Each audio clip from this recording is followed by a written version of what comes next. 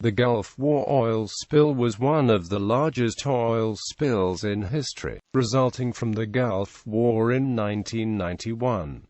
The apparent strategic goal was to foil a potential landing by US Marines. It also made commandeering oil reserves very difficult for US forces. The immediate reports from Baghdad said that American airstrikes had caused a discharge of oil from 2 tankers. Coalition forces determined the main source of oil to be the Sea Island terminal in Kuwait. On January 26, 3 US F-117 fighter bombers destroyed pipelines to prevent further spillage into the Persian Gulf. Several other sources of oil were found to be active. Tankers and a damaged Kuwaiti oil refinery near Mina al-Amadi, tankers near Bubiyan Island, and Iraq's Mina al-Baka terminal.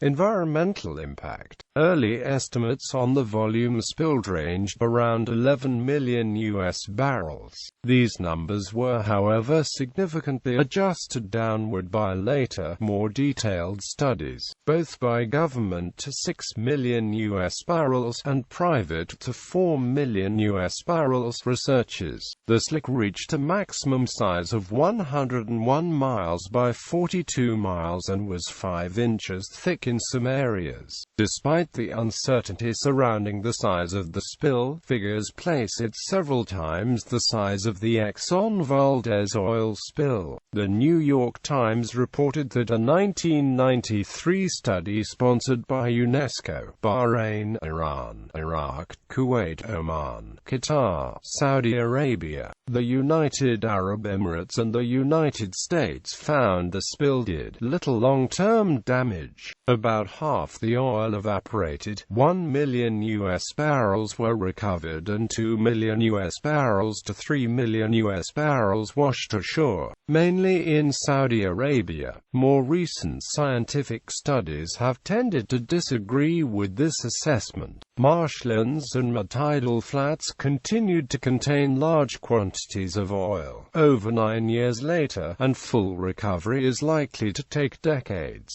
Dr. Jacqueline Mitchell, U.S. geochemist. The long-term effects were very significant. There was no shoreline clean-up essentially over the 800 kilometers that the oil in Saudi Arabia, and so when we went back into the quantitative survey in 2002 and 2003, there was 1 million cubic meters of oil sediment remained there 12 years after the spill.